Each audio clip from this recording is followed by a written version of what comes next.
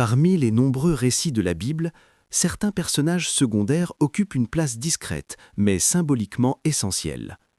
Tel est le cas d'Abishag la Sunamite, jeune fille choisie pour servir le roi David à la fin de sa vie.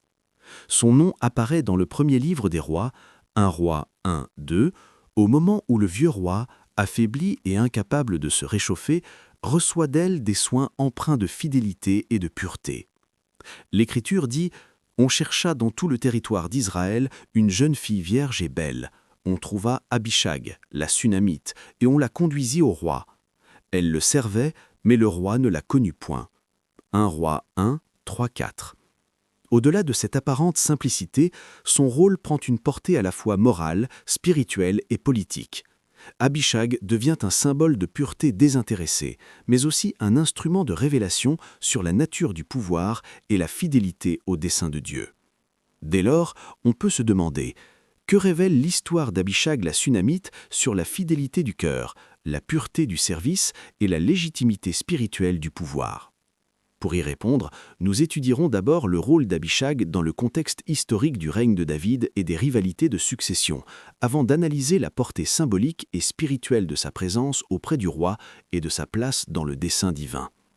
À la fin de sa vie, le roi David, affaibli par l'âge, n'a plus la force d'assumer pleinement sa royauté. Ses serviteurs, dans un souci de compassion, cherchent une jeune fille pour le soigner et le réchauffer. C'est ainsi qu'Abishag, originaire de Sunem, est choisi. Le texte souligne sa beauté et sa pureté, mais surtout le caractère chaste de sa relation avec le roi. Elle dormait auprès du roi pour le réchauffer, mais le roi ne la connut point. 1 Roi 1, 4. Ce détail est capital.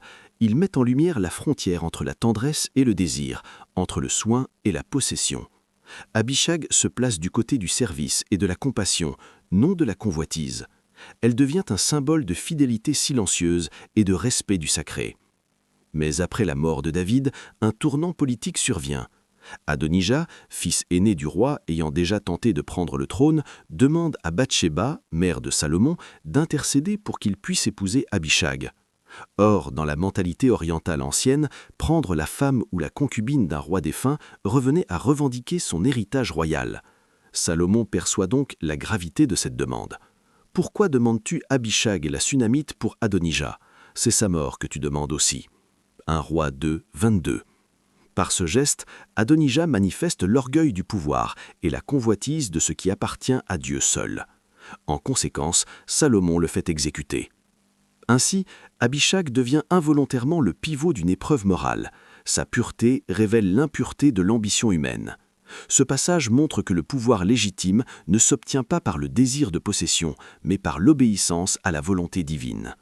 L'attitude d'Adonija, qui cherche à épouser Abishag, porte une leçon morale universelle.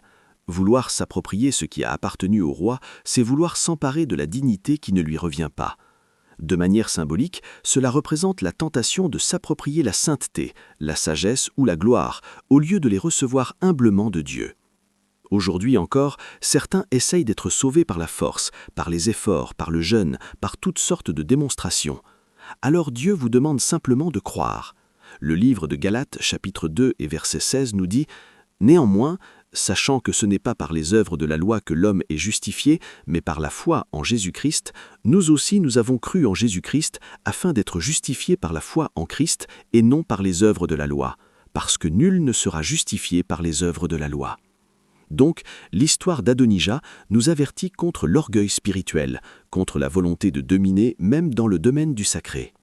Le salut, la sagesse et la pureté ne se conquièrent pas par la ruse ni par la force, mais par l'humilité du cœur, l'obéissance à la parole de Dieu.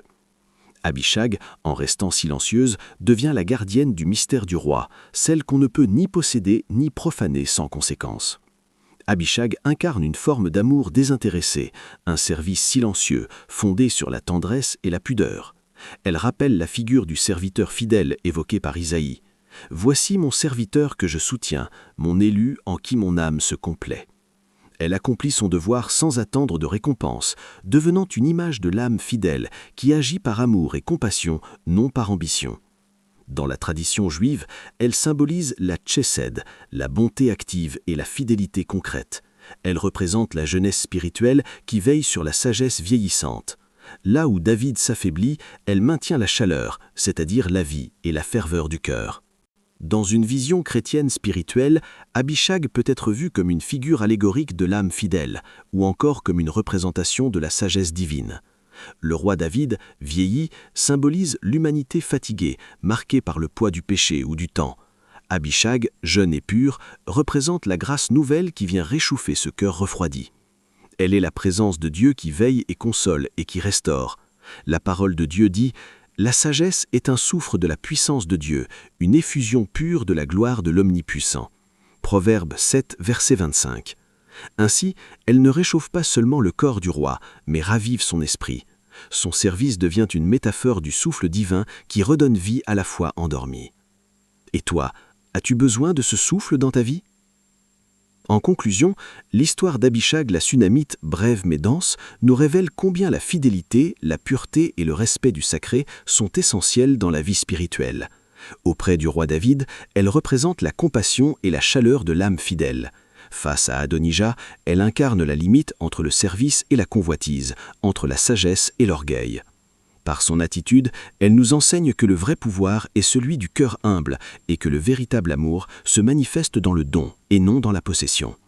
Dans un monde où le pouvoir et le désir dominent souvent les relations humaines, Abishag demeure une figure lumineuse de pureté, de service et d'intériorité. Elle rappelle que la présence silencieuse, fidèle et amante, cette chaleur du cœur, est parfois le plus grand signe de la sagesse divine à l'œuvre dans la fragilité humaine.